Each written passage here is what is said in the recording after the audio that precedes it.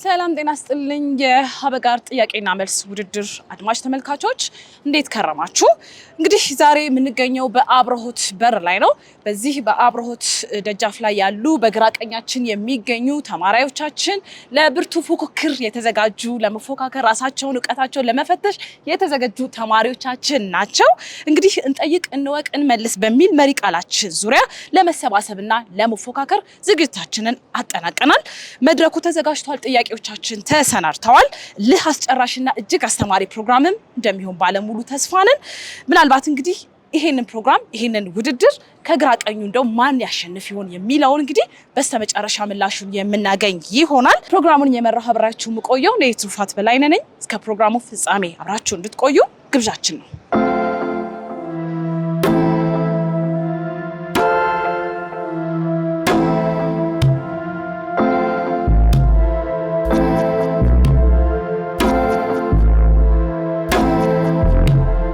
ታዳሚዎቻችን እንኳን ደህና መጣችሁ። ዳኞቻችን፣ ካሜራማኖቻችን፣ ሁላችሁም ተወዳዳሪዎቻችን እንኳን ደህና መጣችሁ። ክቡራና ክቡራት እንግዲህ ግራ ቀኙ ራሳቸውን የሚያስተዋውቁ ይሆናል። ቡድን 1 ቡድን 2 እያልን እንቀጥላለን። ቡድን 1ዶች እባካችሁ ለአድማጭ ተመልካቾች ራሳችሁን ብታስተዋውቁልን። ስሜ ማህሌት አበበ ይባላል። የመጣሁት ከወልዲያ ዩኒቨርሲቲ ነው። 5ኛ ዓመት የህግ ተማሪ ነኝ። እሺ። ስሜ ቢኒያም መንግስቱ እባላለሁኝ። በአምቦ ዩኒቨርሲቲ 3ኛ ዓመት የፖለቲካል ሳይንስና ዓለም አቀፍ ግንኙነት ተማሪ ነኝ። እሺ፣ እናመሰግናለን። እባካችሁን መልካም እድል ይሁንላችሁ። ቡድን 2ቶች ራሳችሁን ብታስተዋውቁልን። እሺ፣ ኢሊሊ ብየና እባላለሁ። የመጣሁት ከአምቦ ዩኒቨርሲቲ ነው። 5ኛ ዓመት የህግ ተማሪ። እሺ። ስሜ ጳውሎስ መገርሳ ይባላል። የመጣሁት ከአምቦ ዩኒቨርሲቲ ነው። የ3ኛ ዓመት የፖለቲካል ሳይንስና የዓለም አቀፍ ግንኙነት ተማሪ ነኝ። እሺ፣ እናመሰግናለን። እባካችሁ ሞራል ስጧቸው። እንግዲህ ቡድን 1ዶችም ቡድን 2ቶችም መልካም እድል እንመኝላችኋለን። ተወዳዳሪዎቻችን እንግዲህ የመጀመሪያ ዙርን ደንብ አዳምጠን ተመልሰን የምንገናኝ ነው የሚሆነው። ዙር 1። በዚህ ዙር እያንዳንዱ ቡድን በ30 ሰከንድ ውስጥ የሚመልሱት አምስት ጥያቄ ይቀርብላቸዋል።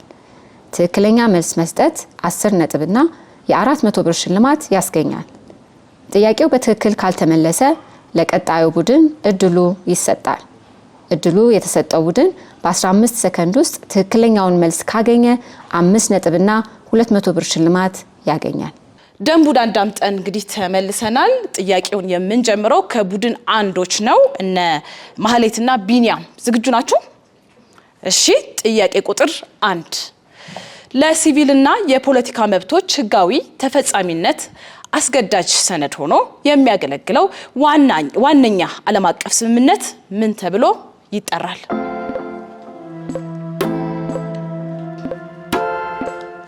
ዓለም አቀፍ የፖለቲካና የሲቪልና የፖለቲካ መብቶች ቃል ኪዳን ወይንም በእንግሊዘኛው ICCPR ይባላል። በትክክል ተመልሷል። እባካችሁ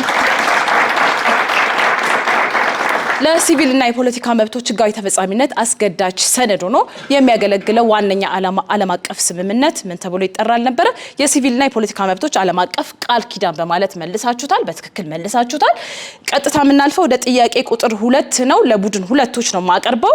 ኢሊሊና ጳውሎስ ዝግጁ ናችሁ? እና ኢሊሊ? አዎ ዝግጁ ነን። እሺ። ጥያቄ ቁጥር 2 በሲቪልና የፖለቲካ መብቶች ዓለም አቀፍ ቃል ኪዳን አንቀጽ 4 መሰረት በህይወት የመኖር መብት ሊገፈፍ የማይችል ተፈጥሯዊ መብት ነው። ይህ ማለት ምን ማለት ነው?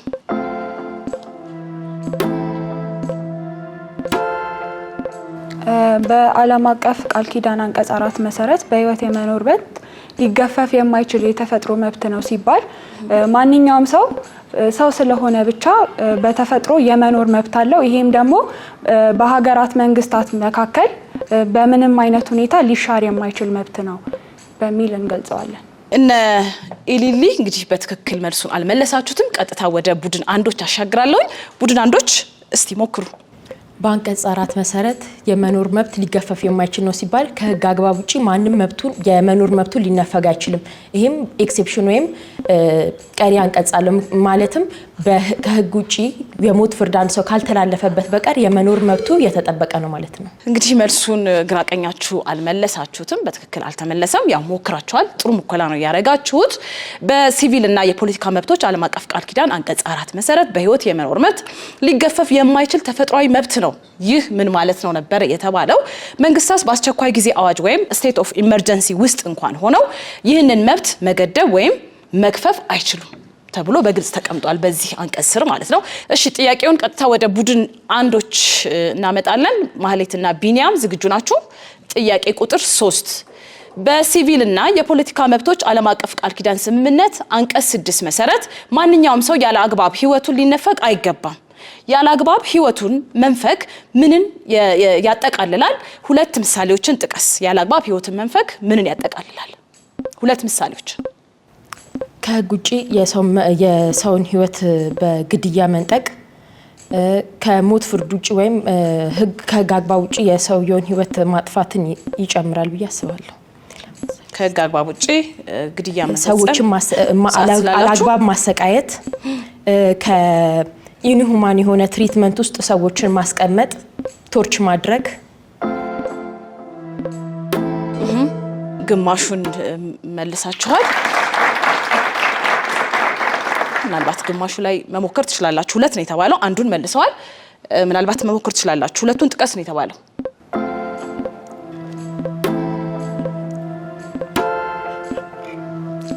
ሰዎች የጤና አገልግሎት የማግኘት መብት አላቸው። ሰዓታችሁ አልቋል። እንግዲህ እነ ማህሌትና ቢኒያም ግማሽ ነጥብ አግኝታቸዋል። አንዱን ከአግባብ ውጪ ህይወትን መንፈግ የሚለውን አግኝታቸዋል። ሌሎቹን አልመለሳችሁም። ሁለት ነበር አትሊስት የተባለው። በሲቪልና የፖለቲካ መብቶች ዓለም አቀፍ ቃል ኪዳን ስምምነት አንቀጽ 6 መሰረት ማናቸውም ወይም ማንኛውም ሰው ያለ አግባብ ህይወቱን ሊነፈግ አይገባም። ያለ አግባብ ህይወቱን መንፈግ ህይወትን መንፈግ ምንን ያጠቃልላል? ሁለት ምሳሌዎችን ጥቀሱ ነበር የተባለው። በዓለም አቀፍ ወይም በሀገር ውስጥ ህግ ህይወት እንዲጠፋ ምክንያት የሆነ ጉዳይ ተቀባይነት የሌለው ከሆነ ሊወገድ የሚችል ህይወትን የሚያጠፋ ጉዳይ ሆን ተብሎ ወይም ሊገመት ሲችል አሊያም በስህተት ወይም ተገቢውን ጥበቃ ባለማድረግ የተከሰተ እንደሆነ። 3 ከተገቢነት፣ ከፍትሃዊነት፣ ከተገማችነት፣ ከምክንያታዊነት፣ ከአስፈላጊነትና ከተመጣጣኝነት አንጻር ህይወት እንዲጠፋ ምክንያት የሆነ ጉዳይ ተቀባይነት የሌለው እንደሆነ። 4 ህይወት እንዲጠፋ ምክንያት የሆነው ጉዳይ ህግ ካስቀመጠው ስርዓት ውጭ አድሏዊ ምክንያቶችን ወይም ልማዳዊ መነሻ አድርጎ የተፈጸመ እንደሆነስ ነው። በዚህ አግባብ ተቀምጧል። እሺ ቀጥታ የምናሸጋገረው ወደ ቡድን ሁለቶች ወደ ኢሊሊ ነው። ኢሊሊና ጳውሎስ ዝግጁ ናችሁ? እሺ ጥያቄ ቁጥር 4 በሲቪልና የፖለቲካ መብቶች ዓለም አቀፍ ቃል ኪዳን ስምምነት አንቀጽ 6 መሰረት የሞት ቅጣት በህጋዊ መንገድ ተፈጻሚ የሚሆነው ምን አይነት ሁኔታዎች ሲሟሉ ነው? ሁለቱን ጥቀስ። ምን አይነት ሁኔታ ሲሟላ ነው? የመጀመሪያ ሁኔታ የተፈጸመው ወንጀል ከባድ ወንጀል ሆኖ ወይም ደግሞ በእንግሊዘኛው ግሬቭ ቫዮለንስ ሲሆን ነው። ሁለተኛው ቅድመ ሁኔታ ደግሞ ጥፋት የሰራው ሰው ወይም ወንጀሉን የፈጸመው ሰው የመሻሻል ሁኔታ ወይም ደግሞ የመታረም ሁኔታው አነስተኛ ሆኖ ሲገኝ ነው። እሺ ስላላችሁ ጨምሩበት። ምናልባት እንግዲህ ከባድ ወንጀል ሆኖ ሲገኝ የሚለውን መልሳችሁታል። ግማሽ ነጥብ የሚያስገኝ ነው የሚሆነው ማለት ነው። ሁለት ነው ጥቀሱ የተባላችሁት፣ ሌሎቹን አልጠቀሳችሁም። ቀጥታ ጥያቄውን ወደ እነ ማህሌት አሻግራለሁ። እነ ማህሌት ሞክሩ። ወንጀለኛው 18 ዓመት የሞላው ሲሆንና ሴት ከሆነች ደግሞ እርጉዝ ካልሆነች ነው ተፈጻሚ የሚሆነው። ሁለቱም ማሟላት አለበት እና ደግሞ የተፈጸመው ወንጀል አንድም ቢሆን ማቅለያ የሌለው ሲሆን ነው። ስለዚህ እንግዲህ ግማሹን እናንተ መልሳችሁታል ማለት ነው። ጠቅለል አድርገን ግን እንመልሳለን። ግማሽ አግኝታችኋል። ባካችሁ ሞራል ስጧቸው። ተጋግዘው እንግዲህ ሁለቱን መልሰዋል። በሲቪልና የፖለቲካ መብቶች ዓለም አቀፍ ቃል ኪዳን ስምምነት አንቀጽ 6 መሰረት የሞት ቅጣት በህጋዊ መንገድ ተፈጻሚ የሚሆነው ምን አይነት ሁኔታዎች ሲሟሉ ነው? ሁለቱን ጥቀስ ነበር የተባለው። አንደኛ የተፈጸመው ወንጀል እጅግ አስከፊ ሲሆን ያው በእናንተ ተመልሷል። ሁለተኛ ወንጀሉ ከመፈጸሙ አስቀድሞ ወይም በተፈጸመበት ወቅት ድርጊቱ በሞት ፍርድ ሊያስቀጣ የሚችል የወንጀል ድርጊት መሆኑ በህግ የተደነገገ ሲሆን ሶስተኛው የሞት ቅጣት ፍርድ በህግ አግባብ በተቋቋመ ፍትሃዊና ገለልተኛ በሆነ ፍርድ ቤት የመጨረሻ ፍርድ ውሳኔ የተሰጠበት ሲሆን ነው። የመጨረሻ ውሳኔ ሲያገኝ ማለት ነው። ስለዚህ በዚህ አግባብ ነው የምናልፈው ማለት ነው። ቀጥታ ወደ ጥያቄ ቁጥር 5 እናልፋለን። እነ ማህሌትና ቢኒያም ጥያቄ ቁጥር 5 እውነት ወይም ሐሰት በማለት መልሱ ነው። የሲቪልና የፖለቲካ መብቶች ዓለም አቀፍ ቃል ኪዳን ስምምነት ሀገራት የሞት ቅጣትን እንዳይተገብሩ ያግዳል። እውነት ወይም ሐሰት እንዲሁም አብራሩ። መልሱ ሐሰት ነው። ሙሉ ለሙሉ አያግድም፣ ግን ዲስካሬጅ ያደርጋል። ኢንካሬጅ አያደርግም የሞት ቅጣትን፣ ግን ሙሉ ለሙሉ አያግድም። ምክንያቱም የሀገር ክደት ወይ ደግሞ ትላልቅ ወንጀሎች በተፈጸሙ ጊዜ አገንስት ሂውማኒቲ የሆኑ ጄኖሳይድ ምናምን በተፈጸሙ ጊዜ የሞት ቅጣት ተገቢ ነው ተብሎ ይታመናል። መልሱን በትክክል መልሰውታል። እባካችሁ ሞራል ስጧቸው። ሐሰት ነው መልሱ። የሲቪልና የፖለቲካ መብቶች ዓለም አቀፍ ቃል ኪዳን ስምምነት ሀገራት የሞት ቅጣትን እንዳይተገብሩ ያግዳል። አብራሩ ነው። አያግድም። ልክ ነው። ሐሰት ነው። የሞት ቅጣትን በህጋቸው ውስጥ ማካተት ወይም አለማካተት የሀገራት ውሳኔ ነው። ነገር ግን የሲቪልና የፖለቲካ መብቶች ዓለም አቀፍ ቃል ኪዳን ስምምነት በሁለተኛ አባሪ ወይም ፕሮቶኮል ሰከንድ ኦፕሽናል ፕሮቶኮል ሀገራት የሞት ቅጣትን ሙሉ በሙሉ ከህጋቸው እንዲያወጡ ወይም እንዲያስወግዱ ያሳስባል። ማሳሰቢያ ነው የሚሰጠው እንጂ አያስገድድም። ግዳጅ አይደለም ማለት ነው። ቀጥታ የምናልፈው ወደ ጥያቄ ቁጥር 5-6 ነው። ጥያቄ ቁጥር 6 እነ ኢሊሊና ጳውሎስ ቡድን ሁለቶች። እሺ ጥያቄ ቁጥር 6 እውነት ወይም ሐሰት በማለት መልሱ። በኢትዮጵያ ህግ መሰረት ለሞት ቅጣት ፍርድ ይቅርታ ማድረግ የሚችለው ጠቅላይ ሚኒስትሩ ነው። መልሱ ሐሰት ነው። የሞት ቅጣት ፍርድን ይቅርታ ማድረግ የሚችሉት የሀገሪቱ ፕሬዝዳንት የሆኑት ናቸው ማለት ነው። የሀገሪቱ ፕሬዝዳንት ወይም ርዕሰ ብሔር በትክክል መልሰውታል። እባካችሁ ሞራል ስጧቸው። በትክክል መልሰውታል። መልሱ ሐሰት ነው። በኢፌድሪ የወንጀል ህግ 117 ንዑስ ቁጥር 2 መሰረት የሞት ቅጣት ምህረት ማድረግ የሚችለው የሀገሪቱ ርዕሰ ብሔር ሲሆን እርሱ ካላጸደቀው በቀር የሞት ቅጣትም ተፈጻሚ ሊሆን አይችልም። በትክክል መልሳችሁታል። ቀጥታ የምንሻገረው ወደነ ቢኒያምና ማህሌት ነው። ጥያቄ ቁጥር 7 እንደ ኢሮፒያን አቆጣጠር ከ2019 እንደ ኢትዮጵያን አቆጣጠር 2011 ወዲህ በዓለም ላይ ስንት ሀገራት የሲቪልና የፖለቲካ መብት ቃል ኪዳን ስምምነት አጽድቀዋል? ስንት ሀገራት?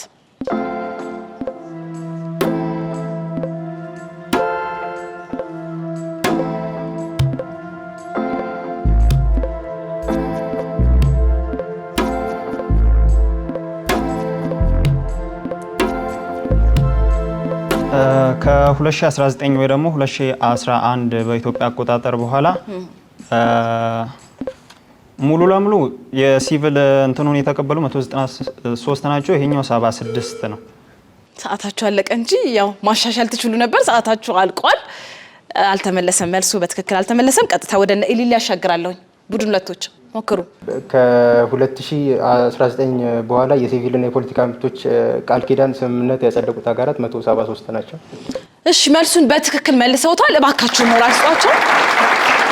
የሲቪልና ዓለም አቀፍ ስምምነትን ያጸደቁ ሀገራት እንግዲህ 173 ናቸው ተብሏል። በትክክል ተመልሷል። ቀጥታ የምንሻገረው ወደ ጥያቄ ቁጥር 8 ነው። ኢሊሊና ጳውሎስ ወደ እናንተ ነኝ አሁንም ያለሁት። ጥያቄ ቁጥር 8 ዓለም አቀፍ ስምምነትን በማጽደቅና በመፈረም መካከል ያለው ልዩነት ምንድን ነው? ደቂቃችሁ እየቆጠረ ነው። ልዩነቱን ተመካከሩና የዓለም አቀፍ ስምምነት ማጽደቅ ሲሆን ሀገራት ጀነራሊ ወይም ደግሞ በጠቅላላው ነው የሚያጸድቁት። መፈረም ሲሆን ግን በዛ ህግ አስገዳጅነት ተፈጻሚነት ይኖረዋል በሀገሪቱ ውስጥ ማለት ነው። ዋናው ልዩነቱ ይሄ ነው። መፈረም ከሆነ እንደዚሁ ማጽደቅ ከሆነ እንደዚሁ ያጸድቃሉ። መፈረም ከሆነ ግን ያ ህግ በሀገሪቱ ህግ ላይ አስገዳጅ ይሆናል። እነ ኢሊሊና እነ ጳውሎስ እንግዲህ በትክክል መልሱን አልመለሳችሁትም። ቀጥታ ወደ ቡድን አንዶች አሻግራለሁ። ሞክሩ። መፈረም ሲሆን በሀገራት ላይ ባይንዲንግ ኔቸርን አያሳይም። ማለትም ይሆናል ተቀባይነት እንዳለው እንትን ይላል ይሆናል ተነሳሽነት እንዳላቸው ያሳያል እንጂ ባይንዲንግ ኔቸር የለውም። ማጽደቅ ሲሆን ግን ባይንዲንግ ኔቸር አለው። በሀገሪቷ ላይ እንደ አንድ ህግ አስገዳጅ ህግ ይሆናል። መልሱን በትክክል መልሰውታል። እባካችሁ ሞራል ስጧቸው። ምናልባት እንግዲህ እነ ጳውሎስና ኢሊሊ አገላብጠውት ነው እንጂ ያው አገላበጣችሁት። እናንተ ግን አስተካክላችሁ መለሳችሁ።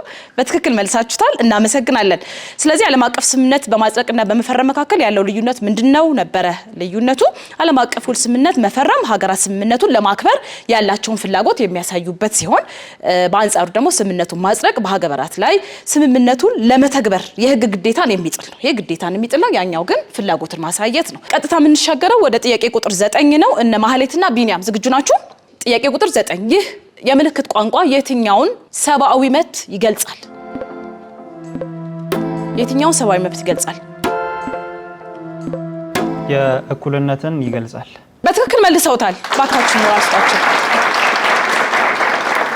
በአብዛኛው አካባቢዎች ላይ ይህ ምልክት እንግዲህ የእኩልነትን መገለጫ ወይም እኩልነትን ለመግለጽ የሚያገለግል ምልክት ሆኖ ይወሰዳል።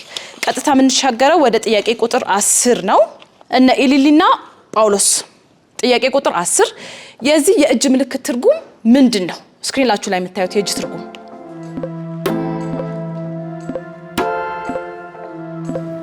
ሰላምና ፍቅርን ያመለክታል። ሰላምና ፍቅርን ያመለክታል ብለዋል። በትክክል መልሰውታል። ባካችሁ ሞራል ስጣቸው።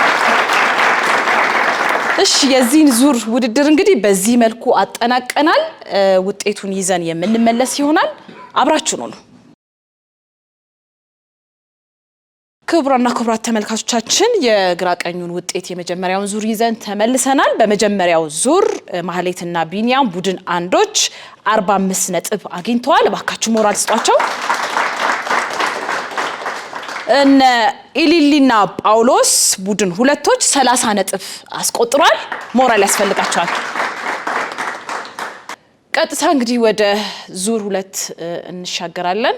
ዙር 1ን አጠናቀናል። ዙር 2ን የምንሻገር ነው የሚሆነው። ደንቡን አዳምጠን እንግዲህ የምንመለስ ይሆናል። ዙር 2 በዚህ ዙር ለሁለቱም ቡድኖች 6 ጥያቄ በጋራ ይቀርባል። ጥያቄውን የሚመልሰው ቡድን የሚወሰነው ቀድሞ ደወሉን በመጫን ነው። ለመመለስ የሚሰጠው አንድ እድል ብቻ ሲሆን ይህም በ60 ሰከንድ ውስጥ መሆን ይኖርበታል። ትክክለኛውን መልስ መስጠት 15 ነጥብና የ1000 ብር ሽልማት ያስገኛል። ቅድሚያ ወስዶ በትክክል አለመመለስ 5 ነጥብ ያስቀንሳል። ጥያቄው ካልተመለሰ ለሌላኛው ቡድን እድሉ ይሰጣል። ትክክለኛውን መልስ ከሰጡ 15 ነጥብና 1000 ብር ሽልማት ያገኛሉ። ማንኛውም ጥያቄ ተነቦ ሳያልቅ ደወሉን መጫን ቡድኑን ጥያቄው እንዲዘለው ያደርጋል። እንግዲህ ደንቡን አዳምጠን የዙር 2ን ተመልሰናል። ሁለታችሁም ያው ግልጽ ነው አይደለም ደንቡ? ስለዚህ ቀጥታ የምንሻገረው ወደ ጥያቄያችን ነው የሚሆነው ማለት ነው። ዝግጁ ሁኑ። ቀድሞ ማብራት ስለሆነ ዙር 2 ጥያቄ ቁጥር 1 ሁለንተናዊ የሰብአዊ መብቶች መገለጫን ጨምሮ የሲቪልና የፖለቲካ መብቶች ዓለም አቀፍ ቃል ኪዳን ስምምነት እንዲሁም የኢኮኖሚ የማህበራዊና የባህላዊ መብቶች ዓለም አቀፍ ቃል ኪዳን ስምምነት በአንድ ላይ ምን ተብሎ ይጠራል? ቡድን ሁለቶች አብርተዋል። እነ ኢሊሊና ጳውሎስ እሺ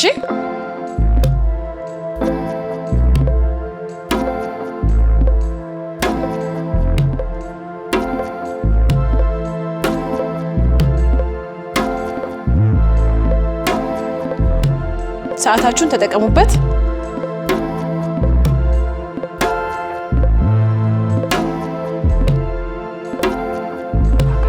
እሺ በእንግሊዘኛው ዩናይትድ ኔሽን ኮንቬንሽን ተብሎ ይጠራል። ዩናይትድ ኔሽን ኮንቬንሽን ያሉት በትክክል መልሱን አልመለሱትም። ቀጥታ እንግዲህ ለቡድን አንዶች እድሉን ሰጣቸዋለሁ። መሞከር ይቻላል። ኢንተርናሽናል ቢል ኦፍ ራይትስ ይባላል። ኢንተርናሽናል ቢል ኦፍ ራይትስ ወይም የዓለም አቀፍ ሰብአዊ መብት ህግ በትክክል መልሰውታል። ሁለንተናዊ የሰብአዊ መብቶች መገለጫን ጨምሮ የሲቪልና የፖለቲካ መብቶች ዓለም አቀፍ ቃል ኪዳን ስምምነት እንዲሁም የኢኮኖሚ የማህበራዊ የባህላዊ መብቶች ዓለም አቀፍ ቃል ኪዳን ስምምነት በአንድ ላይ ምን ተብሎ ይጠራል ነበር ጥያቄው። ኢንተርናሽናል ቢል ኦፍ ራይት ብለውታል በእንግሊዘኛው፣ ወይም በአማርኛው የዓለም አቀፍ ሰብአዊ መብቶች ህግ በትክክል መልሰውታል እነ ማህሌት። እሺ ቀጥታ የምንሻገረው ወደ ጥያቄ ቁጥር 2 ነው። ዳሽ የሲቪልና የፖለቲካ መብቶች ዓለም አቀፍ ቃል ኪዳን ስምምነት አፈጻጸምን ይከታተላል። እሺ እነ ማህሌት ቡድን አንዶች አብርታቸዋል። እሺ ተነጋገሩበትና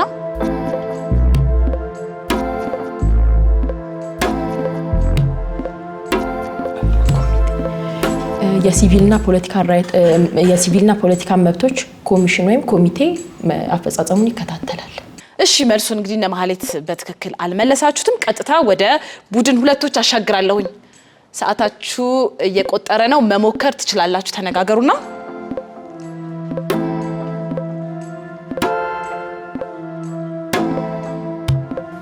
እሺ የዓለም አቀፍ ሰብአዊ መብቶች ኮሚሽን። መልሱን በትክክል አልመለሱትም። ዳሽ የሲቪልና የፖለቲካ መብቶች ዓለም አቀፍ ቃል ኪዳን ስምምነት አፈጻጸምን ይከታተላል ነበር ዳሽ የተባለው። የተባበሩት መንግስታት የሰብአዊ መብት ኮሚቴ ወይም ሂዩማን ራይትስ ኮሚቴ ይባላል። ይህ ኮሚቴ ቃል ኪዳኑን የተቀበሉ ሀገራት ግዴታቸውን እየተወጡ እንደሆነ የሚገመግም የነጻ ባለሙያዎችም ስብስብ ነው። እሺ ቀጥታ የምንሻገረው ወደ ጥያቄ ቁጥር 3 ነው። ዝግጁ ናችሁ? ቡድን 1 ቡድን 2ቶች? እሺ ጥያቄ ቁጥር 3 በዓለም አቀፍ ህግ የተባበሩት መንግስታት የህፃናት መብቶች ኮሚቴ ዝቅተኛው የወንጀል ኃላፊነት እድሜ ቢያንስ ወደ ስንት ዓመት ከፍ እንዲል ይመከራል?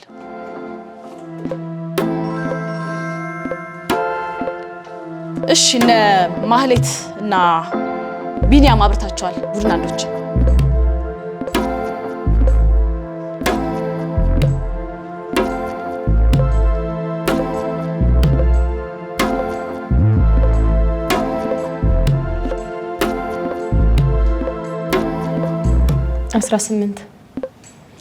18 ብለዋል እነ ማህሌት። እንግዲህ አንዴ ነው ድል የሚሰጣችሁ። በትክክል አልመለሱትም። ጥያቄውን ወደ ቡድን ሁለቶች አሻግራለሁ። እነ ኢሊሊ ሞክሩ።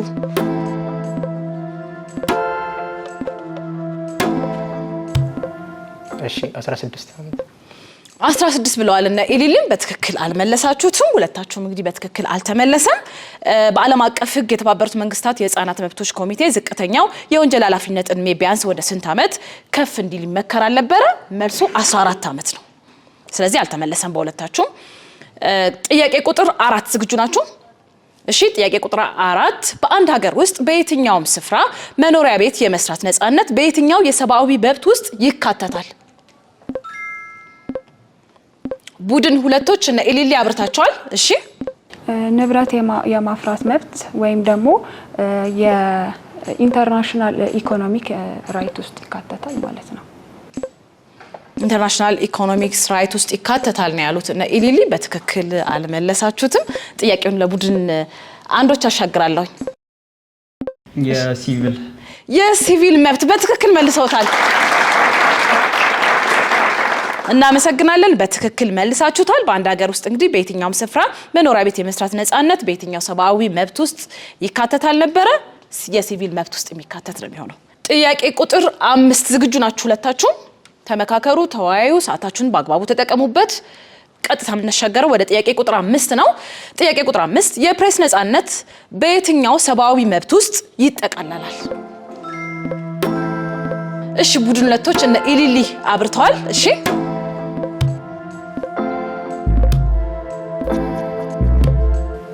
የሲቪልና ሀሳብን በነፃነት የመግለጽ መብት ውስጥ ይጠቃለላል። የሲቪል መብት ነው ያሉት። እንግዲህ እድል የሚሰጠው አሁንም አንዴ ነው። በትክክል አልመለሳችሁትም። ቀጥታ ወደ እነ ማህሌት አሻግራለሁ። እነ ማህሌት የፖለቲካ መብት ውስጥ ይጠቃለላል። የፖለቲካ መብት ውስጥ ይጠቃለላል። እባካችሁ የፕሬስ ነፃነት በየትኛው ሰብአዊ መብት ውስጥ ይጠቃለላል ነበር? ፒውርሊ የፖለቲካ መብት ውስጥ ነው የሚጠቃለለው። በትክክል መልሳችሁታል። ጥያቄ ቁጥር 6 የመጨረሻው ጥያቄ ነው። በኢፌዴሪ ህገ መንግስት አንቀጽ 41 ንዑስ ቁጥር 3 መሰረት የኢትዮጵያ ዜጎች ሁሉ በመንግስት ገንዘብ በሚቀርቡ አገልግሎቶች በእኩልነት የመጠቀም መብት አላቸው። ይህ መብት ምን አይነት የዜጎች መብት ነው? እሺ እነ ማህሌት ቡድን አንዶች አብርታቸዋል። እሺ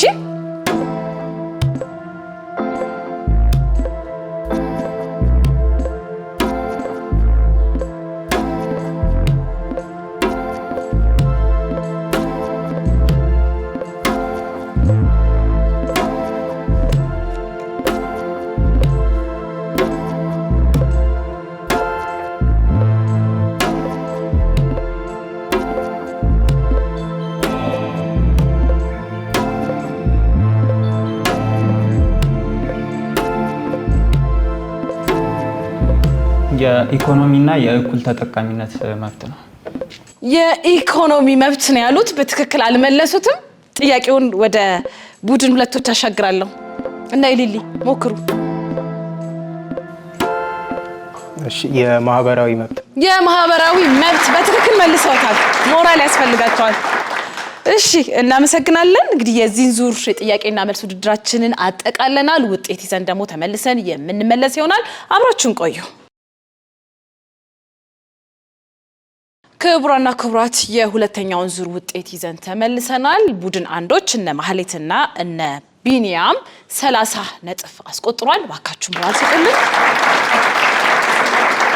ቡድን ሁለቶች እነ ኤሊሊና ጳውሎስ እንግዲህ በዚህ ዙር ላይ ምንም ውጤት አላስመዘገቡም። ቀጣይ እንግዲህ ውጤታችሁን ያው አንድ ነው ያላችሁኝ፣ አንድ መልሳችኋል። ነገር ግን ያልመለሳችሁ ስለነበር ከዛ ላይ የተቀነሰ ነው የሚሆነው። አለመመለስ ውጤት ስለሚያስቀንስ ማለት ነው። በዛ ምክንያት ነው ምንም ያለው ነው። ቀጥታ ወደ ዙር 3 እንሻገራለን። ደንቡን ተነቦላችሁ ደንቡን አዳምጠን እንግዲህ የምንመለስ ይሆናል። አብራችሁ ነው። በዚህኛው ዙር ደግሞ 6 የጥያቄ ምድቦች ለተወዳዳሪዎች ምርጫ ይቀርባሉ። ምድብ 1 ስነ ዜጋ፣ ምድብ 2 ሰብአዊ መብት፣ ምድብ 3 ምርጫና መራጮች፣ ምድብ 4 ስነ ጽሁፍ፣ ምድብ 5 ታሪክ፣ ምድብ 6 ሉላዊ ወይም ግሎባል። ከእነዚህ የጥያቄ ምድቦች ውስጥ ተወዳዳሪዎች ጥያቄ እንዲቀርብላቸው የሚፈልጉትን 5 ምድብ ይመርጣሉ። አንድ ቡድን ከመረጠው የጥያቄ ምድብ አንድ ጥያቄ የሚቀርብለት ሲሆን ይህንንም ለመመለስ 60 ሰከንድ ይሰጠዋል። ተወዳዳሪዎች የከበዳቸውን አንድ ጥያቄ ተመልካች እንዲመልስላቸው እድል መስጠት ይችላሉ። እያንዳንዱ ትክክለኛ መልስ 10 ነጥብና የ400 ብር ሽልማት ያስገኛል። ደንቡን አዳምጠን እንግዲህ ተመልሰናል። ቀጥታ ወደ ጥያቄና መልሳችን እንሻገራለን። ቅድሚያ እድሉን የምንሰጠው እንግዲህ ያሸነፈው ቡድን ነው። ቡድን አንዶች ናቸው እስካሁን ባለው ውጤት አሸናፊዎች። ቡድን አንዶች ከምድቦቹ ስነ ዜጋ፣ ሰብአዊ መብት፣ ምርጫና መራጮች፣ ስነ ጽሁፍ፣ ታሪክ፣ ሉላዊ ወይም ግሎባል ከስድስቶቹ ምድቦች የትኛው ምድብ መጀመሪያ ትጠየቃላችሁ? የትኛው ምረጡ። በምርጫ ነው። 5 ነው የምትመርጡት። ምድብ 5 ከታሪክ እንጀምር። ከታሪክ ምድብ 5ን እሺ። ታሪክ ጥያቄ ቁጥር 1 እነ ማህሌትና ቢኒያም ዝግጁ ናቸው አይደለ? እሺ ጥያቄ ቁጥር 1 ከሚከተሉት ውስጥ በኢትዮጵያ በመካከለኛው ዘመን በስፋት የተስተዋለው የህዝብ ከቦታ ቦታ እንቅስቃሴ ውጤት የሆነው የቱ ነው? ምርጫ አለው። ሀ በሌሎች ህዝቦች ላይ የአንድ ህዝብ ማንነት የበላይነት፣ ለተመሳሳይና ወጥነት ያለው ማንነት በአካባቢው መፈጠር፣ ሐመሮሃ ዘርፈ ብዙ የህዝብ ለህዝብ መስተጋብርና ውህደት መከሰት፣ የእርስ በእርስ ጦርነትና ማንነት አልባ ህዝብ በስፋት መፈጠር።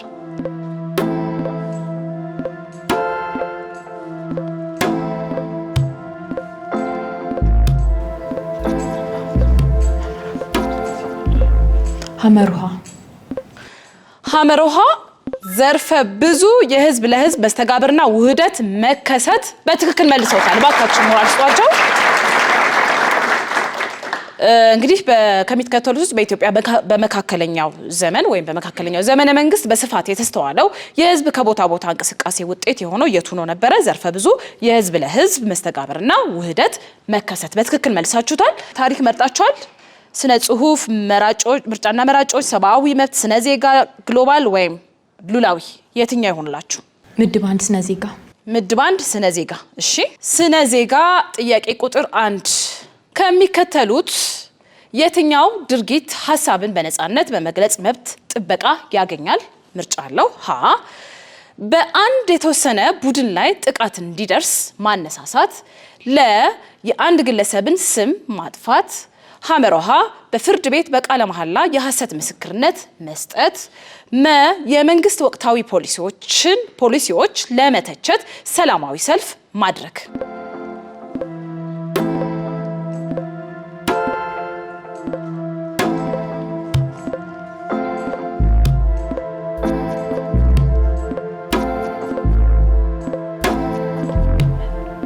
መ የመንግስትን ወቅታዊ ፖሊሲዎችን ለመተቸት ሰላማዊ ሰልፍ ማድረግ። በትክክል መልሰውታል። ሞራል ስጧቸው።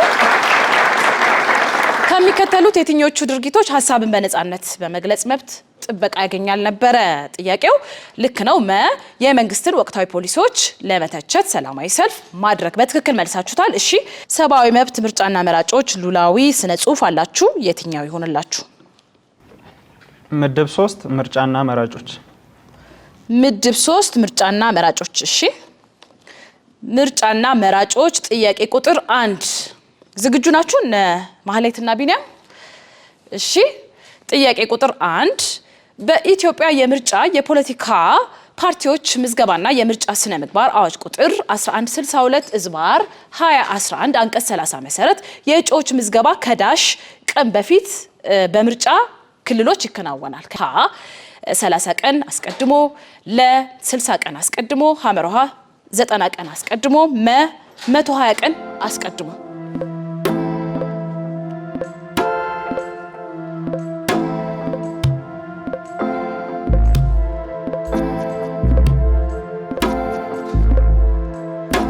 ሐመርሃ 90 ቀን አስቀድሞ። ሐመርሃ 90 ቀን አስቀድሞ። እባካችን ሞራል ስጣቸው።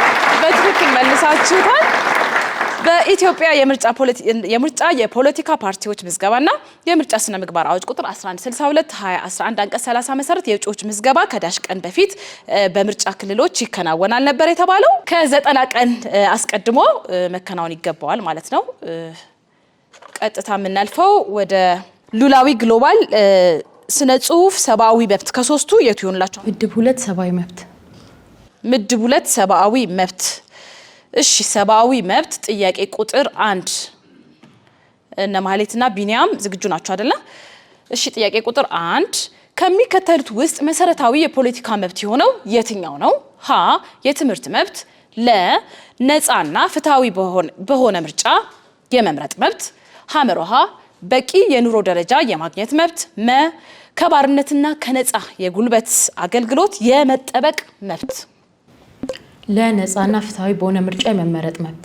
ለነፃና ፍትሃዊ በሆነ ምርጫ የመመረጥ መብት በትክክል መልሰውታል። ባካችሁ ሞራል ስጧቸው። እነ ማህሌት እንግዲህ አልቻልናቸውም ዛሬ። በትክክል መልሳችሁታል። ከሚከተሉት ውስጥ መሰረታዊ የፖለቲካ መብት የሆነው የቱ ነበረ? የፖለቲካ መብት ነፃና ፍትሃዊ በሆነ ምርጫ ውስጥ እንግዲህ የመምረጥ መብት ማለት ነው። ከስነ ጽሁፍና ከግሎባል የትኛው ይሆንላችሁ? የመጨረሻችሁ ነው የሚሆነው። ሁለት አሉ። ምድብ 6 ሉላዊ። ምድብ 6 ሉላዊ ወይም ግሎባል መርጣችኋል። ጥያቄ ቁጥር 1 በሀገር ውስጥ በነበረው የከሰልና የብረት ማዕድን ክምችቶች ምክንያት ለመጀመሪያ ጊዜ የኢንዱስትሪ አብዮትን ልምድ የወሰደው የየትኛው ሀገር ህዝብ ነው? ሀ የታላቋ ብሪታንያ፣ ለ የጀርመን፣ ሐመርሃ የፈረንሳይ፣ መ የአሜሪካ።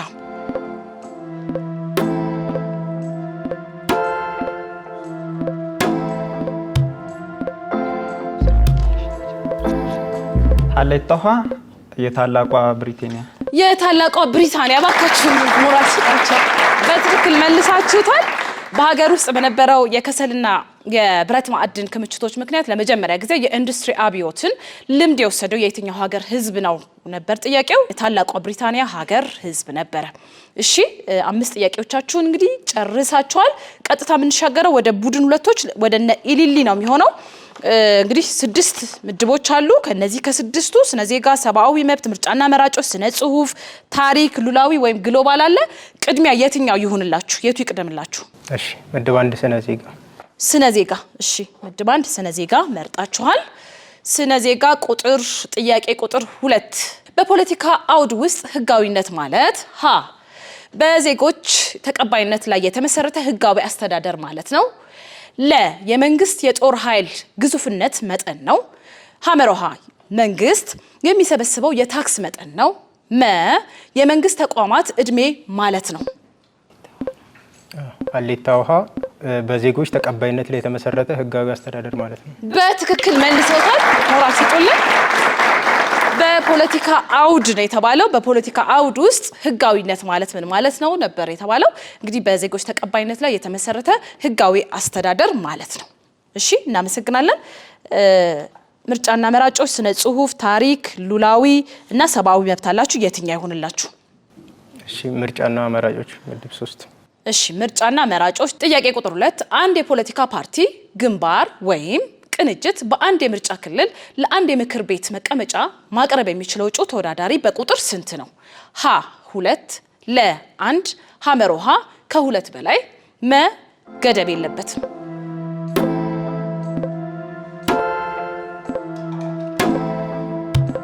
ታዋዩና ሰዓት ስላላችሁ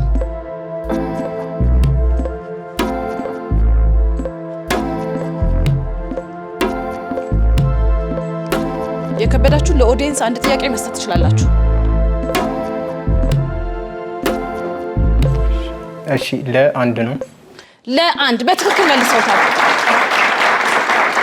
እሺ አንድ የፖለቲካ ፓርቲ ግንባር ወይም ቅንጅት በአንድ የምርጫ ክልል ለአንድ የምክር ቤት መቀመጫ ማቅረብ የሚችለው እጩ ተወዳዳሪ በቁጥር ስንት ነው ነበረ? ስለዚህ አንድ እጩ ብቻ ነው ማቅረብ የሚችለው ማለት ነው። ስነ ዜጋና ምርጫና መራጮች ተጠይቃችኋል። ሰብአዊ መብት፣ ስነ ጽሁፍ፣ ታሪክ፣ ሉላዊ ወይም ግሎባል ከሶስቱ ውስጥ ምረጡ። ሰብአዊ መብት። ሰብአዊ መብት። እሺ ሰብአዊ መብት ጥያቄ ቁጥር 2 ከሚከተሉት ሁኔታዎች ውስጥ የመዘዋወር መብትን በቀጥታ የሚጥስ ተግባር የትኛው ነው? ሀ የአንድ ሬስቶራንት ባለቤት አንድን ግለሰብ ሬስቶራንቱን ለቆ እንዲወጣ ሲያስገድድ፣ ለ የአንድ ሱቅ ባለቤት በብሔራዊ የበዓል ቀን ሱቁን ሲዘጋ፣ ሐመሮሃ መንግስት ከህግ ውጭ አንድን ግለሰብ ከሀገር እንዳይወጣ ሲያግድ፣ መ ወደ ህዝባዊ ሙዚየም ገብቶ ለመጎብኘት ትኬት መግዛት ግዴታ ሲሆን። እሺ ሐመሮሃ መንግስት ከህግ ውጪ አንድን ግለሰብ ከሀገሩ እንዲወጣ ሲያግድ ወይም ሲያስገድድ በትክክል ተመልሷል። እባካችን ሞራል ስጧቸው። ከሚከተሉት ሁኔታዎች ውስጥ የመዘዋወር መብትን በቀጥታ የሚጥስ የትኛው ነበር የተባለው? መንግስት ከህግ ውጪ አንድን ግለሰብ እንግዲህ ከሀገር እንዳይወጣ ሲያግድ ካገደው ያኛው እንግዲህ የሰብአዊ መብት ጥሰት ነው ወይም የመዘዋወር መብትን የሚጥስ ነው ማለት ነው። እሺ ቀጥታ የምንሻገረው 3 መርጣችኋል። ስነ ጽሁፍ፣ ታሪክና ሉላዊ ያላችሁ የትኛውን ላችሁ? ታሪክ። እሺ ታሪክ ጥያቄ ቁጥር 2 በጎንደራውያን የከፍታ ዘመን ከታዩ እድገቶች መካከል ሁለቱን ጥቀስ።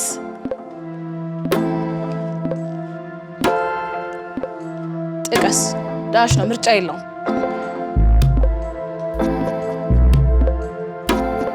እሺ አንደኛው የንግድ መስፋፋት ነበረ። እሺ ሁለተኛው ጠንካራ ማዕከላዊ መንግስት መገንባት ችሎ ነበር።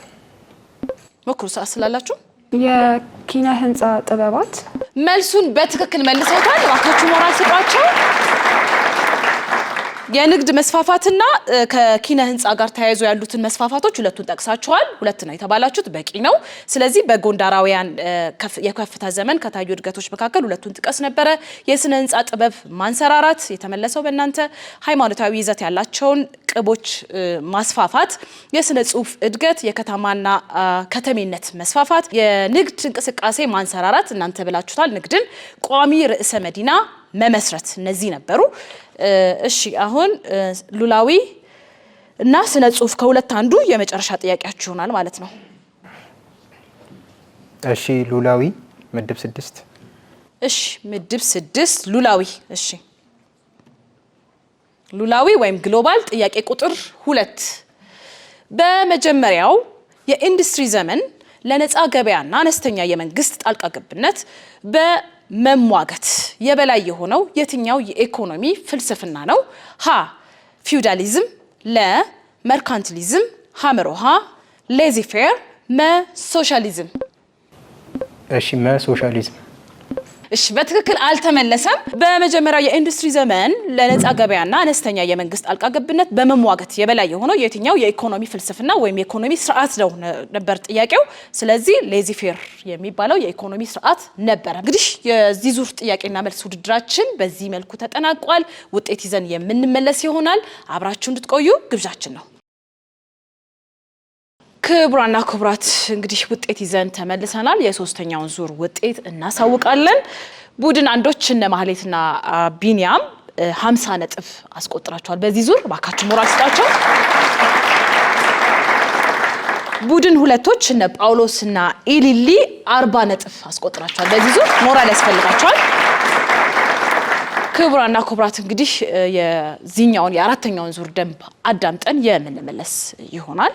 በዚህ አራተኛ ዙር ተወዳዳሪዎች የታወቁ ግለሰቦች ምስሎች፣ ቦታዎች፣ እንዲሁም ሌሎች ነገሮችን እንዲለዩ ሶስት ጥያቄዎች ይቀርቡላቸዋል።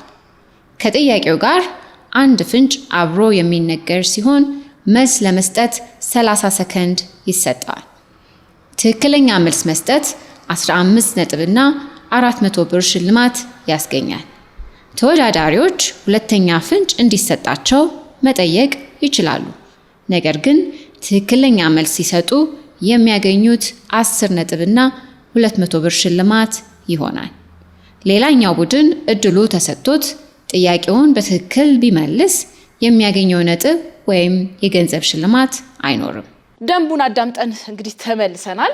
እሺ የዙር 4 ውድድራችን እንግዲህ በምስል የመጠየቅ በምስል ነው የሚቀርብላችሁ። ስክሪናችሁ ላይ የምታዩት ይሆናል።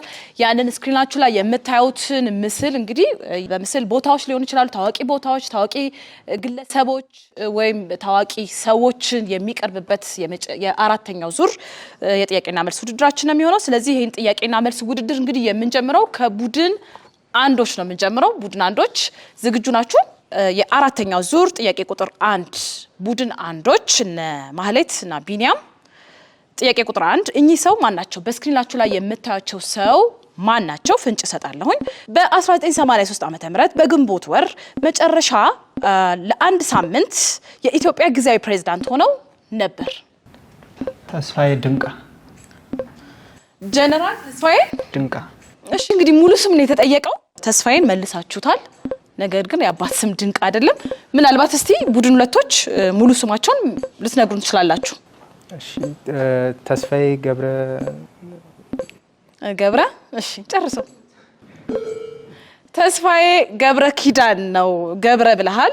ዞሮ ዞሮ ውጤት አያስገኝም፣ ግን መሞከርና መመለስ ይቻላል። እኚህ እንግዲህ በስክሪናችን ላይ የምናያቸው ሰው በ1983 ዓ.ም በግንቦት ወር መጨረሻ ጊዜያዊ ፕሬዝዳንት ሆኖ ነበረ። በተጠለሉበት በኢትዮጵያ የጣሊያን ኤምባሲ ውስጥ ህይወታቸው በድንገት አልፏል። ሜጀር ጀነራል ተስፋዬ ገብረ ኪዳን ናቸው ማዕረጋቸው። ጥያቄ ቁጥር 2 ማህሌትና ቢኒያም ዝግጁ ናችሁ? በምስሉ ላይ የምትመለከቷቸው ሰው ማን ናቸው? ፍንጭ ሰጣለሁኝ። በትውልድ አውስትራሊያዊ የዊኪሊክስ መስራች ነው ወይም ናቸው።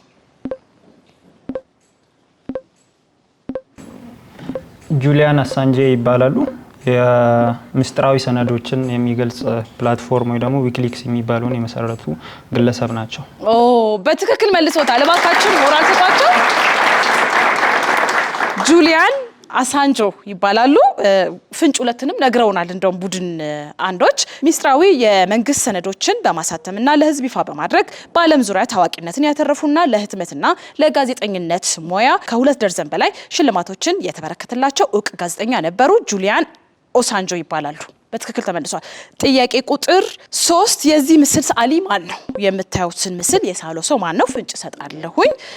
አባቱ አርመናዊ ሲሆኑ በአፍሪካና ዓለም አቀፍ ስነ ጥበብ ላይ ታላቅ ተጽዕኖ ያሳደረ የኢትዮጵያ ዘመናዊ የስነ ጥበብ አባት ነበር። ፍንጭ ሁለት መጠየቅ ይቻላል፣ ነጥብ ግን ያስቀንሳል።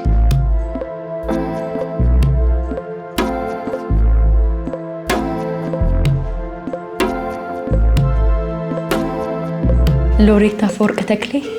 ሎሬት አፈወርቅ ተክሌ ነው ያሉት። ሰዓታችሁም አልቋል። ቡድን ሁለቶች መሞከር ትችላላችሁ። ፍንጭ ሁለትንም መጠየቅ ትችላላችሁ።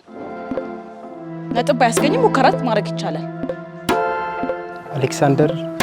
አሻሽለው እስቲ አሻሽለው።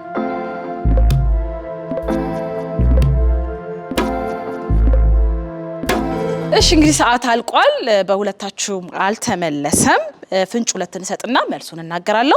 ስራዎቹ በፓሪስ እንደ አውሮፓውያን አቆጣጠር በ1963 እና በኒውዮርክ የዘመናዊ ጥበብ ሙዚየም እንደ አውሮፓውያን አቆጣጠር በ1965 ተገዝተው ለህዝብ እይታ የቀረቡለት የመጀመሪያው ኢትዮጵያዊ ሰዓሊ ነበረ። ሰዓሊ እስክንድር በጎሲያ ይባላል። የዚህ ስዕል መጠሪያው ደግሞ አሁን ስክሪናችሁ ላይ የምታዩት ስዕል መጠሪያ የራስ ፎቶግራፍ ወይም ሰልፍ ፖርትሬት ነው። ስለዚህ በትክክል አልመለሳችሁትም። ቀጥታ ወደ ቡድን ሁለቶች እመጣለሁኝ። ወደነ ኢሊሊና ጳውሎስ ዝግጁ ናችሁ? ቡድን ሁለቶች። እሺ ጥያቄ ቁጥር 1 በምስሉ ላይ የምትመለከቷት ሰው ማን ናት? ፍንጭ ሰጣለሁኝ። ከእህቷ ቬነስ ጋር በወላጆቿ አማካኝነት የቴኒስ ጨዋታን በልጅነት እድሜ የተዋወቀች አሜሪካዊ ፕሮፌሽናል ቴኒስ ተጫዋች ነች። ማናት? ሴሪና ዊሊያምስ ትባላለች። የአሜሪካ ፕሮፌሽናል ቴኒስ ተጫዋች ነች። ሴሪና ዊሊያምስ በትክክል መልሰውታል። እባካችሁ ሞራል ስጧቸው። አልቻልናችሁም ደግሞ በዚህኛው ዙር እንግዲህ አልተቻሉም። ቡድን ሎቶች ፍንጭ ለተሰጣለው በነጠላና በድርብ ጨዋታ የቴኒስ ስፖርት ጎልደን ሰላም ወይም ጎልደን ሰላም ተሸላሚ የሆነች ብቸኛ ተጫዋች ነች። ጥያቄ ቁጥር 2 ይህ በምስሉ ላይ የምትመለከቱት እንስሳ ምን በመባል ይታወቃል? በምስላችሁ ላይ የምታዩት እንስሳ ምን በመባል ይታወቃል? ፍንጭ ሰጣለሁኝ። በኢትዮጵያ ደጋማ ደኖችና ተራራማ አካባቢዎች ይኖራል። የሚኒሊክ ድኩላ ነው። የሚኒሊክ ድኩላ በትክክል መልሰውታል። ማለት ነው ራሳቸው በኢትዮጵያ ብቻ የሚገኝ ልዩ የሆነ የዱር እንስሳ ነው። ጥያቄ ቁጥር 3 ይህ በምስሉ ላይ የምትመለከቱት ባንዲራ የምን ሀገር ባንዲራ ነው? ፍንጭ ሰጣለሁኝ። ሀገሪቱ በሂማሊያ ተራሮች አካባቢ ትገኛለች።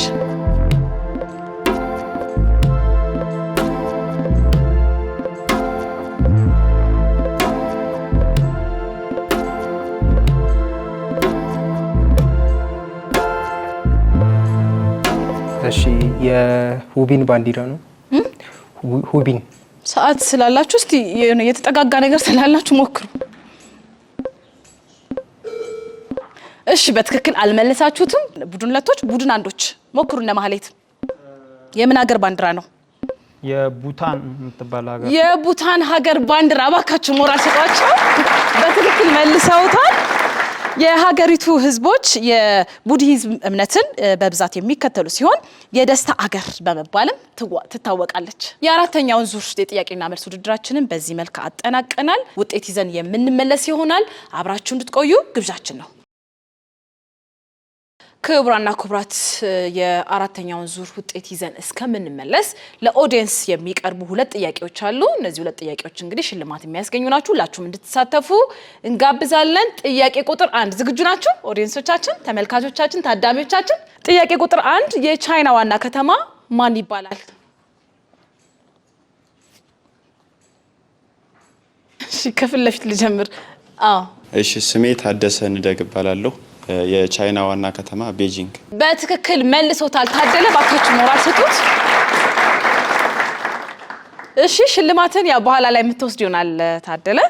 ጥያቄ ቁጥር 2 ኦዲየንሶቻችን ወይም ታዳሚዎቻችን በምድር ላይ እጅግ ጠንካራው ንጥረ ነገር ምንድን ነው? እሺ ከዚህ አንድ ሰጥቻለሁ። ከዚህኛው ደግሞ ልሂድ። ስሜ ሰሎሞን አድማስ እባላለሁ። ከአዲስ አበባ ዩኒቨርሲቲ 3ኛ ዓመት የማኔጅመንት ተማሪ ነኝ። ዲያመንድ። በትክክል መልሶታል። ባካችሁ ሞራል ሰጡት። ክቡራና ክቡራት የአራተኛውን ዙር ውጤት ይዘን ተመልሰናል። በዚህ በአራተኛው ዙር ውጤት እነ ማህሌትና ቢኒያም ቡድን አንዶች 15 ነጥብ አስቆጥረዋል። ባካችሁ ሞራል ሰጡት። እነ ጳውሎስና ኤሊሊ 30 ነጥብ አግኝታቸዋል። ሞራል ያስፈልጋቸዋል። ቀጥታ የምንሻገረው እንግዲህ ወደ መጨረሻው ዙር የጥያቄና መልስ ውድድራችን ነው። ደንቡን አዳምጠን እንግዲህ የምንመለስ ይሆናል። በዚህ የመጨረሻ 5ኛ ዙር እያንዳንዱ ቡድን 3 ጥያቄ ይቀርብለታል። ተወዳዳሪዎች ስለ ጥያቄው ምንነት ከቡድናቸው አባል በእጅ ምልክት፣ በስዕል ወይም በቃል ከሚነገራቸው ፍንጭ በመነሳት መልስ ይሰጣሉ። አንድ ጥያቄ ለመመለስ 30 ሰከንድ ይኖረዋል። ትክክለኛ መልስ መስጠት 10 ነጥብና 400 ብር ሽልማት ያስገኛል። ደንቡን አዳምጠን እንግዲህ ተመልሰናል። በዚህ ዙር እንግዲህ ውድድር በምስል የማስረዳት ውድድር ነው። አንድ ሰው ወደፊት ይወጣና ምስሉን ያስረዳል ማለት ነው። ምናልባት በምስል የመግለጽ እውቀታችሁንም ለመፈተሽም ጭምር ስለሆነ የውድድር ከቡድን አንዶች እንጀምራለን። ቡድን አንዶች ባካችሁን ቦታችሁን ያዙልን።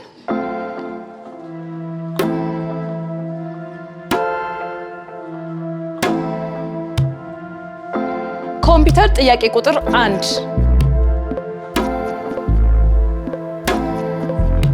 ስቴፕል መምቻ፣ ወረቀት መምቻ። ወረቀት መምቻ በትክክል መልሶታል። እባካችሁ ሞራል። ኮምፒውተር ጥያቄ ቁጥር 2 ቀጥሏል። ውሃ መጠጣት ውሃ ገደል ውስጥ ሻወር መግባት መጠጣት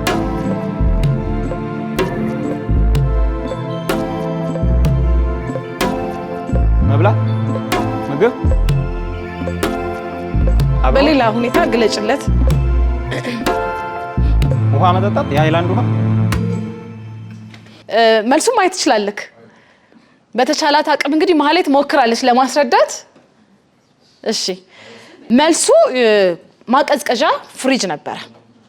እሺ ኮምፒውተር ምስል 3 ጥያቄ 3 ወይም ምስል 3 እሺ መንገድ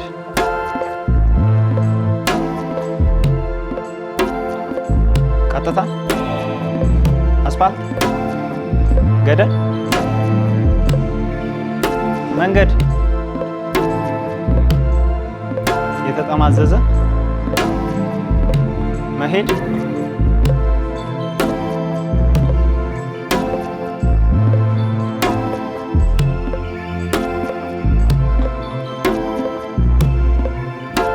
መመላለስ መልሱን አልመለስከውም። እስቲ መልሱን ዞር ብለህ ይኸው። እሺ ባቡር ነው። ባቡር ነው። እንግዲህ በትክክል አልመለስከውም። ወደ ቦታችሁ ተመለሱልን። 3ቱን ጥያቄዎች ጨርሳችኋል። እናመሰግናለን። እባካችሁ ሞራል ስጧቸው። እሺ ቡድን ሁለቶች ጳውሎስና ኤሊሊ ቦታችሁን ያዙልን።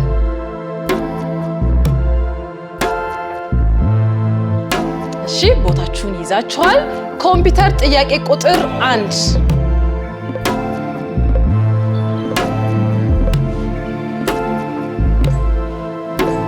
ልብስ መተኮስ ካውያ የልብስ ካውያ በትክክል መልሰውታል። እባካችሁ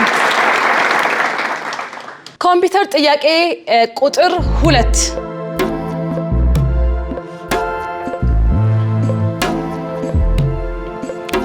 የልብስ መስፊያ ማሽን የልብስ መስፊያ ማሽን በትክክል መልሰዋለች። እባካችሁ ኮምፒውተር ጥያቄ ቁጥር 3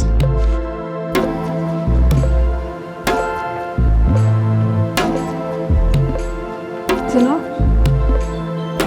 ደመና ደመና በትክክል ተመልሷል።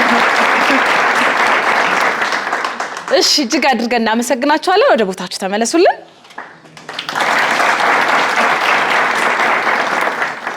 ክቡራና ክቡራት እንግዲህ የዚህን ዙር ውጤት ይዘን የምንመለስ ይሆናል። አብራችሁ እንድትቆዩ ግብዣችን ነው። ክቡራና ክቡራት የአምስተኛውን ዙር ውጤት እንዲሁም ደግሞ ፋይናል ውጤት ይዘን ተመልሰናል። በዚህ በአምስተኛው በምስል የማስረዳት ጥያቄና መልስ ውድድር ላይ ቡድን አንዶች 10 ነጥብ አስቆጥረዋል። ባካችሁ ሞራል ስጧቸው። ቡድን ሁለቶች 30 ነጥብ አስቆጥረዋል። ሞራል ያስፈልጋቸዋል። ፋይናል ውጤት ይዘን መተናል። ከቡድን ሁለቶች 130 ነጥብና የ5200 ብር ተሸላሚ ሆኗል። ሞራል ያስፈልጋቸዋል። ቡድን አንዶች እነ ማህሌትና እነ ቢኒያም 150 ነጥብ እንዲሁም 7400 ብር አግኝታቸዋል። ከፍተኛ ሞራል ያስፈልጋቸዋል። ሽልማታቸውን የምንሰጥበት ሰዓት ላይ ደርሰናል። ቡድን ሁለቶች እነ ጳውሎስና ኢሊሊ ሽልማታችሁን ሰዱልን እባካችሁ። ሞራል ያስፈልጋቸዋል። እባካችሁ ሞራል ስጧቸው። እሺ እናመሰግናለን። እኛም ቡድን አንዶች እነ ማህሌትና ቢኒያም ከፍተኛ ሞራል ያስፈልጋቸዋል። እባካችሁ ሞራል ስጡልን፣ ሽልማታችሁን ሰዱ። እሺ እናመሰግናለን። የዛሬውን የጥያቄና መልስ ውድድር እንግዲህ በአሸናፊነት ያጠናቀቁት ማህሌትና ቢኒያም ናቸው። እባካችሁ በደንብ ሞራል ያስፈልጋቸዋል። እናመሰግናለን። ሁለታችሁንም እጅግ አድርገን እናመሰግናለን። ክቡራና ክቡራት ፕሮግራማችን እንግዲህ የዛሬው ፕሮግራማችን እስካሁን ያያችሁትን የተከታተላችሁትን ይመስል ነበረ። እጅግ አስተማሪ የሆነ ቆይታ ከኛ ጋር እንዳደረጋችሁ ባለሙሉ ተስፋ ነን። ይህን ፕሮግራም እንግዲህ አዘጋጅቶ ወደ እናንተ የሚያደርሰው ፕሮጀክት ሪሰርች ኤንድ ትሬኒንግ ሴንተር ከአብሮት ቤተ መጻሕፍት ጋር በመሆን ነበረ። እንግዲህ ዘወትር ቅዳሜ ከ11 ሰዓት እስከ 12 ሰዓት በኢትዮጵያ ብሮድካስቲንግ ኮርፖሬሽን መዝናኛ ቻናል ላይ እንገኛለን። እንድትመለከቱን እንግዲህ ከወዲሁ ግብዣችን ነው።